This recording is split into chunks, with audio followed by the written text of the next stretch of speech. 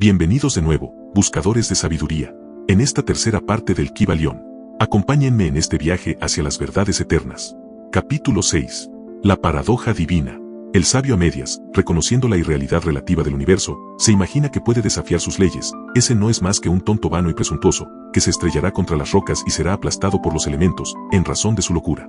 El verdadero sabio, conociendo la naturaleza del universo, emplea la ley contra las leyes, las superiores contra las inferiores, y por medio de la alquimia transmuta lo que no es deseable, en lo valioso, y de esta manera triunfa. La maestría consiste, no en sueños anormales, visiones o imágenes fantasmagóricas, sino en el sabio empleo de las fuerzas superiores contra las inferiores vibrando en los más elevados. La transmutación, no la negación presuntuosa, es el arma del maestro. El Kybalión, esa es la paradoja del universo, la que resulta del principio de polaridad, principio que se manifiesta cuando el todo empieza a crear.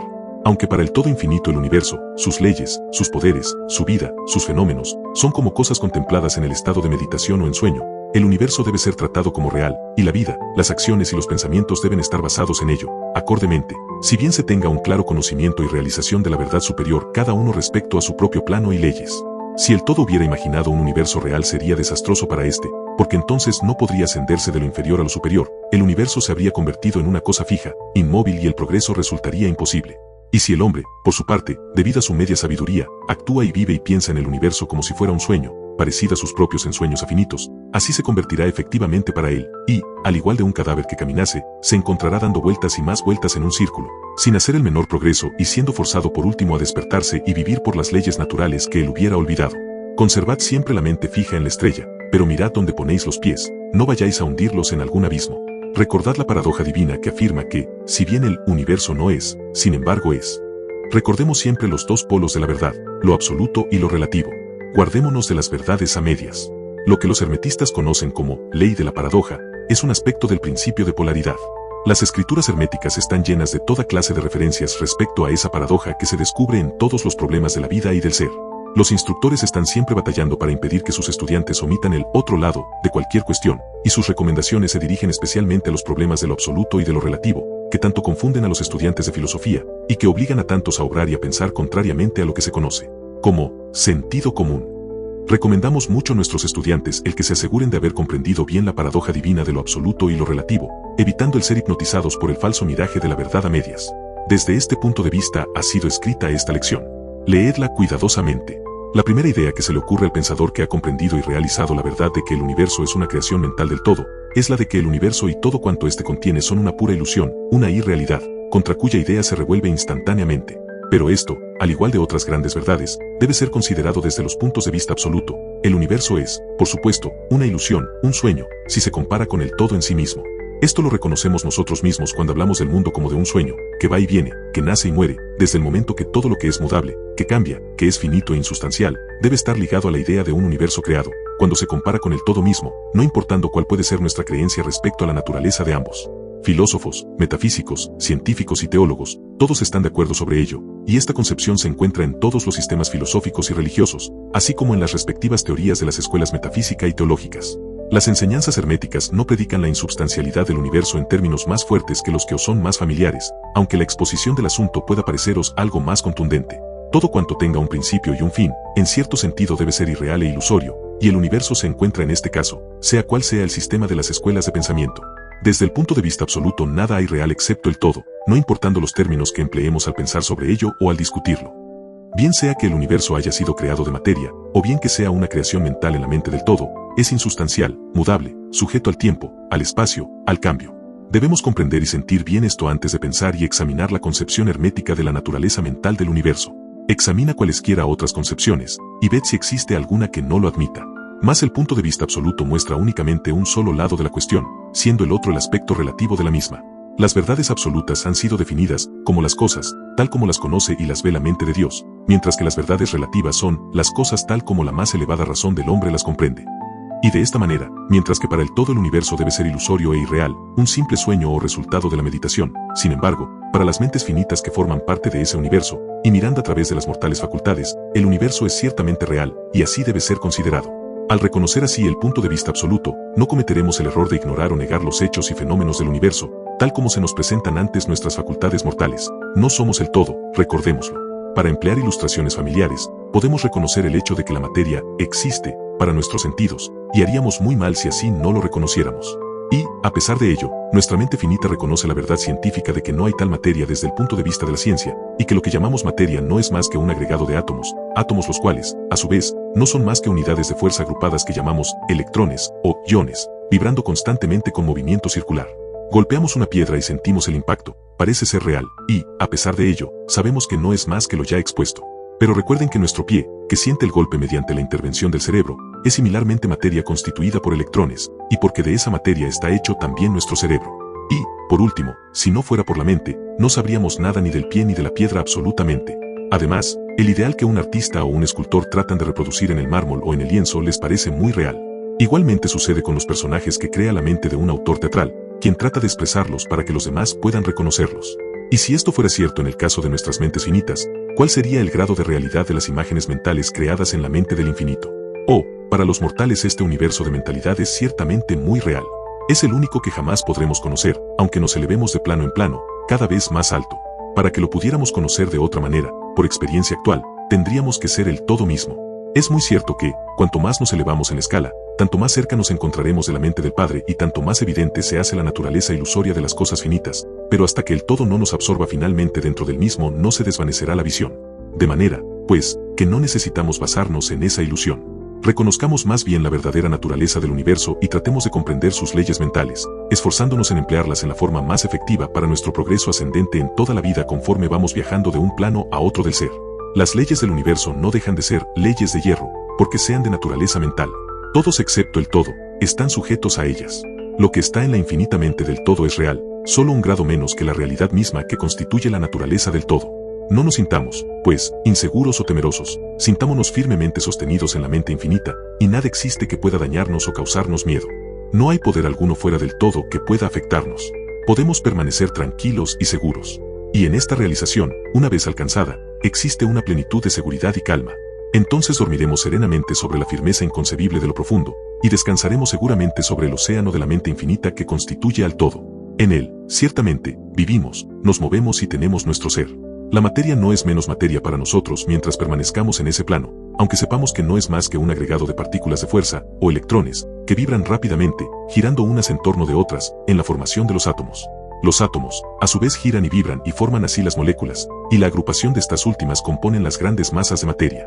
Y no será menos materia por el hecho de que, cuando avancemos en nuestra investigación, sepamos que la fuerza, cuyas unidades son los electrones, no son a su vez más que unidades de manifestación de la mente del todo, y que como todo lo demás en el universo es puramente mental en su naturaleza. Aunque en el plano de la materia tenemos que reconocer sus fenómenos, podemos dominarla, como lo hacen todos los maestros en menor o mayor grado, aplicándoles las fuerzas superiores. Cometeríamos así una locura si negáramos la existencia de la materia en ese aspecto relativo. Podemos, sí, negar su dominio sobre nosotros, está bien, pero no debemos intentar ignorarla en su aspecto relativo, por lo menos mientras vivamos en este plano. Las leyes de la naturaleza tampoco se hacen menos constantes o efectivas por el hecho de que las conozcamos y sepamos que son simples creaciones mentales. Obran plenamente en todos los planos. Y nos libertamos de las leyes inferiores, aplicándoles las superiores, y solo podemos conseguirlo de esta manera. Pero no podemos escapar a la ley o elevarnos por encima de ella completamente. Nadie, sino el todo, puede escapar a la ley, y esto es debido a que el todo es la ley misma, de la cual todas las demás brotan. Los más avanzados maestros pueden adquirir los poderes que se atribuyen generalmente a los dioses, y existen muchos grados del ser en la gran jerarquía de la vida, cuyos poderes trascienden hasta los de los más elevados maestros, en un grado inconcebible para los mortales. Pero hasta el maestro más grande y el ser más elevado debe inclinarse ante la ley y son como nada ante los ojos del todo. Así que si hasta esos elevados seres, cuyos poderes exceden a los atribuidos por el hombre a sus dioses, están sujetos y sirven a la ley, imagina la presunción del mortal de nuestra raza cuando mira las leyes de la naturaleza como irreales, visionarias e ilusorias, porque ha podido alcanzar a ver que esas leyes son de naturaleza mental, o simples creaciones del todo. Esas leyes que el todo quiere que rijan no pueden ser desafiadas o transgredidas. Mientras subsista el universo subsistirán, porque aquel existe en virtud de esas leyes, las que forman la trama o el esqueleto en que el universo se apoya. El principio hermético del mentalismo, a la vez que explica la verdadera naturaleza del universo sobre la base de que todo es mental, no cambia las concepciones científicas del universo, de la vida o de la evolución. En realidad, la ciencia no hace más que corroborar las enseñanzas herméticas. Estas últimas enseñan que la naturaleza del universo es mental, mientras que la ciencia afirma que es material, o, según sus últimas noticias, que es energía, en el último análisis. Las enseñanzas herméticas tampoco están en pugna con el principio básico de Herbert Spencer, que postuló la existencia de una energía infinita y eterna, de la cual proceden todas las cosas. En realidad, los hermetistas reconocen en la filosofía de Spencer la más elevada expresión de la obra de las leyes naturales que jamás se promulgara, y creen que Spencer era una reencarnación de un antiguo filósofo que vivió en Egipto millares de años y que más tarde vivió como Heráclito, el filósofo griego que viviera en el año 500 a.C. Y consideran su doctrina de la energía infinita y eterna, como de acuerdo con las enseñanzas herméticas, siempre con el agregado de que esa energía es la mente del todo. Con esta clave maestra de la filosofía hermética puede el estudiante de Spencer abrir muchas puertas de las concepciones filosóficas internas del gran filósofo inglés, cuyas obras demuestran los resultados de su preparación en sus encarnaciones anteriores. Sus enseñanzas respecto a la evolución y al ritmo están casi de perfecto acuerdo con la doctrina hermética referente al principio del ritmo. Así, pues, el estudiante no necesita dejar a un lado los puntos de vista científicos referentes al universo. Todo lo que se le pide es que comprenda el principio básico de que el todo es mente, de que el universo es mental, sostenido firmemente en la mente del todo. Y encontrará que los otros 6 principios concuerdan perfectamente con este conocimiento científico, y servirán para dilucidar plenamente los puntos oscuros. No hay que maravillarse de ello, si se considera la influencia que el pensamiento hermético ejerciera sobre los filósofos primitivos de Grecia, sobre cuyas doctrinas descansan en gran parte las teorías de la ciencia actual. La aceptación del primer principio hermético, mentalismo, es la única gran diferencia entre la ciencia moderna y los estudiantes herméticos, y la ciencia se va dirigiendo gradualmente hacia ese punto, conforme avanza a través de la oscuridad y va encontrando su camino en el laberinto en que se ha metido en busca de la realidad. El objeto de esta lección es imprimir en la mente del estudiante el hecho de que el universo y sus leyes y sus fenómenos son tan reales, en lo que al hombre concierne, como lo serían bajo la hipótesis del materialismo y de la energía. Bajo cualquier hipótesis, el universo, en su aspecto externo, está siempre cambiando y es transitorio, y, por consiguiente, está desprovisto de realidad substancial. Pero, y nótese el otro polo de la verdad, bajo cualquiera de dichas hipótesis estamos obligados a obrar y a vivir como si esas cosas fugaces fueran reales y substanciales. Con esta diferencia siempre, que según las doctrinas se ignoraba el poder mental como fuerza natural, mientras que ahora vemos que el mentalismo es la mayor fuerza de esa clase. Y esta sola diferencia basta para revolucionar la vida de aquellos que comprenden el principio y la práctica y leyes resultantes. Por último, una vez que se comprenda la ventaja del mentalismo, se aprende a conocer, emplear y aplicar las leyes resultantes. Pero no se caiga en la tentación que, según indica el Kybalión, acecha al medio sabio que lo hace hipnotizarse por la aparente irrealidad de las cosas, siendo su conciencia que camina de un lado para otro como soñando, viviendo en un mundo de ensueños, ignorando la vida diaria y su trabajo, siendo su final que se destrozará contra las rocas y se disolverá en los elementos, en razón de su locura. Más bien seguid el ejemplo del sabio que la misma autoridad indica, úsese la ley contra las leyes, lo superior contra lo inferior, y por el arte de la alquimia transmutad lo que no es deseable en lo estimable, triunfando en esa forma. De acuerdo con esta doctrina, debe evitarse la media sabiduría, que es locura y que ignora la verdad de que, el dominio consiste, no en sueños anormales o visiones y fantásticas imaginaciones, sino en emplear las fuerzas superiores contra las inferiores, escapando así a los dolores de los planos inferiores mediante la elevación a los superiores. Recuérdese siempre que la transmutación y no la negación presuntuosa es el arma del maestro. Las citas antedichas pertenecen al Kybalión, y son muy dignas de tenerlas siempre presentes. No vivimos en un mundo de sueños, sino en un universo que, si bien es relativo, es real, por lo menos en lo que concierne a nuestra vida y obras. Nuestra misión en el universo no es negar su existencia, sino vivir, empleando debidamente sus leyes para ascender de lo inferior a lo superior, viviendo y haciendo lo mejor que podamos dentro de las circunstancias que surgen cada día, y viviendo, todo lo posible, nuestras más elevadas ideas e ideales. El verdadero significado de la vida no es conocido por el hombre en este plano, si es que alguien lo conoce, pero los más sabios, y nuestras propias intuiciones también, nos enseñan que no nos equivocaremos si tratamos de vivir lo mejor posible y realizar la tendencia universal en el mismo sentido, a pesar de las aparentes evidencias en contra. Todos estamos en el camino, y esta vía va siempre ascendiendo, con frecuentes sitios de reposo. Léase el mensaje del Kybalión, y sígase el ejemplo del sabio, evitando el error del medio sabio, quien perece en razón de su locura. Capítulo 7. El todo en todo. Si bien es cierto que todo está en el todo, no lo es menos que el todo está en todas las cosas. El que comprende esto debidamente, ha adquirido gran conocimiento. El Kybalión, cuán a menudo se ha oído a la mayoría repetir la afirmación de que su deidad era todo en todo, y cuán poco ha sospechado el íntimo significado oculto encerrado en esas palabras emitidas tan sin ton ni son. La presión comúnmente empleada es lo que ha quedado de la máxima hermética del epígrafe. Como dice el Kybalión, el que comprende esto debidamente, ha adquirido gran conocimiento.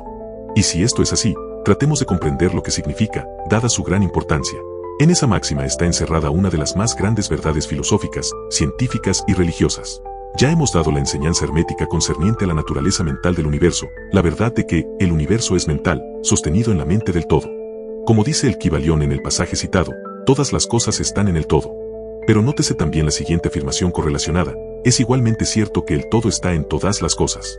Esta contradicción aparente es conciliable según la ley de la paradoja. Es, además, una afirmación hermética exacta sobre las relaciones que existen en el todo y su universo mental. Ya hemos visto cómo es que todo está en el todo. Examinemos ahora el segundo aspecto del asunto. La doctrina hermética indica que el todo es inminente e inherente al universo, así como en toda parte, partícula, unidad o combinación, dentro del universo. Los maestros suelen ilustrar este postulado, refiriéndose al principio de correspondencia. El instructor pide al estudiante que forme una imagen mental de algo, de una persona, una idea o alguna cosa que tenga forma mental, siendo el ejemplo preferido el de un autor que se esté formando una idea de los personajes, el de un pintor o escultor que esté creando la imagen mental de lo que trata de expresar con su arte. En cada caso el estudiante verá que, aunque la imagen tiene existencia y ser únicamente dentro de su propia mente, sin embargo, el estudiante mismo, autor, pintor o escultor es, en cierto sentido, inmanente en dicha imagen. En otras palabras, toda la virtud, vida, espíritu o realidad de la imagen mental se deriva de la, inminente mente, del pensador. Medítese esto un instante hasta que se comprenda bien la idea. Empleando otro ejemplo, podríamos decir que Otelo, Yago, Hamlet, Lear, Ricardo III, etc., existieron en la mente de Shakespeare en el momento de su concepción o creación. Y, sin embargo, Shakespeare existió también dentro de cada uno de esos personajes, dándole su vitalidad, su espíritu y su acción. ¿Cuál es el espíritu de los personajes que conocemos como Micawber, Oliver Twist, Uriah Heep? ¿Es Charles Dickens o tiene cada uno de ellos un espíritu personal, independiente de su creador? ¿Tienen la Venus de Médicis, la Madonna Sistina, el Apolo de Belvedere, espíritus y realidad propios o representan los poderes mentales y espirituales de sus creadores?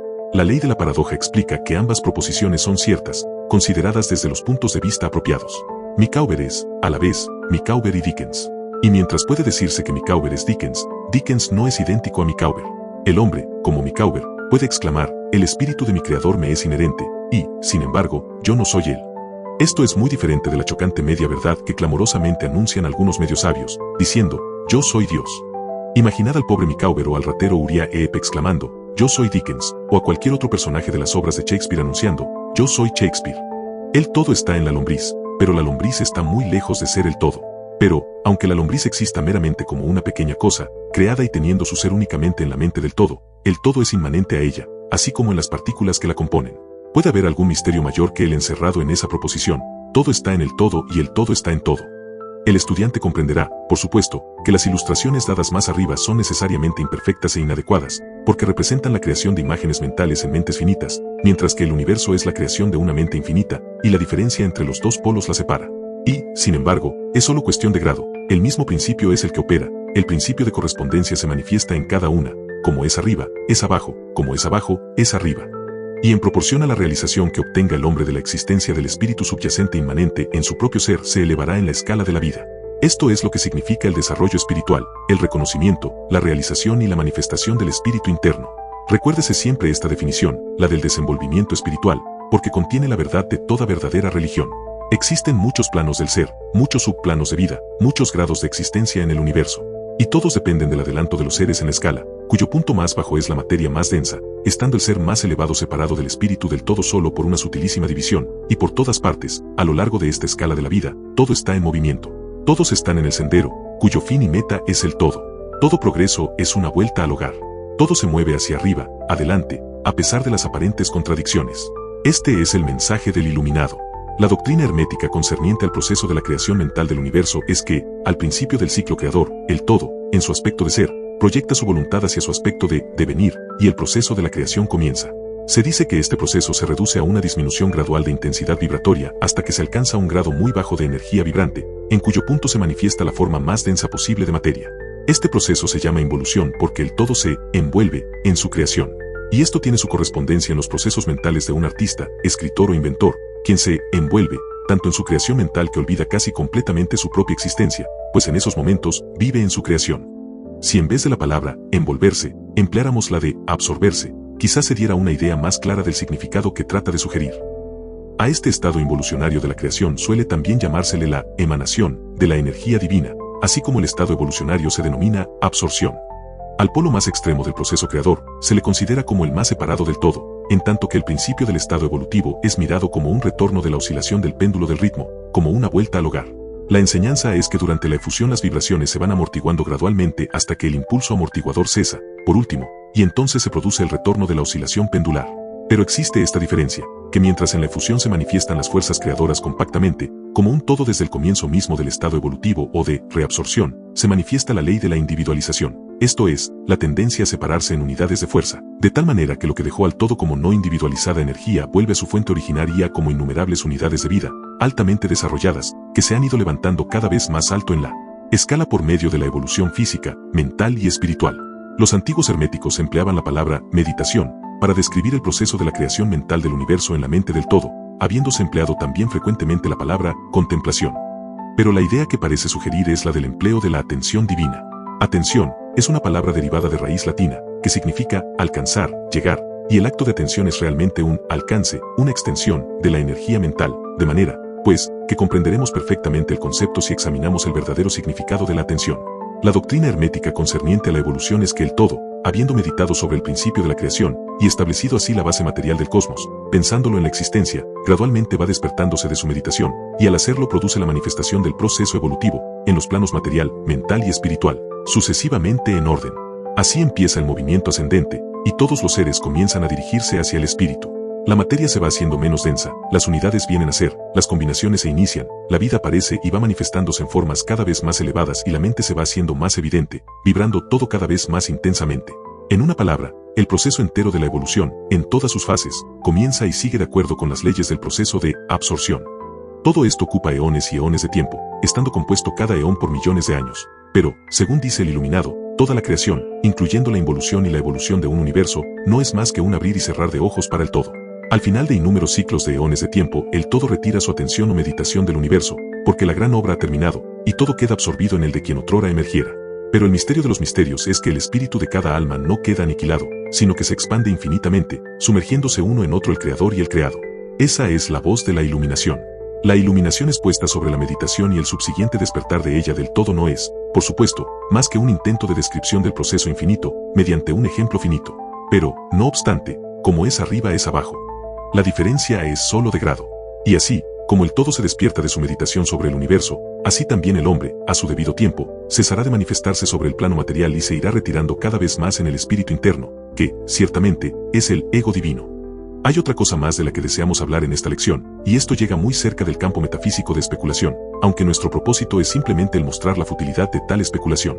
Aludimos a la pregunta que inevitablemente se presenta ante la mente de todos los pensadores que se han aventurado a buscar la verdad. La pregunta es, ¿por qué creó el todo al universo? Esta pregunta podrá ser formulada en diferente forma, pero su esencia es siempre la misma. Mucho han luchado los hombres para contestársela, pero aún no se posee respuesta alguna que merezca ese nombre. Algunos se han imaginado que el todo ganaría algo con ello, pero eso es absurdo, porque ¿qué es lo que podrá obtener el todo que ya no posea? Otros dicen que el todo desea amar a algo, o que lo había creado para divertirse, o porque está vacío, o para manifestar su poder. Pero todas esas respuestas son pueriles e infantiles y pertenecen a la primera infancia del pensamiento.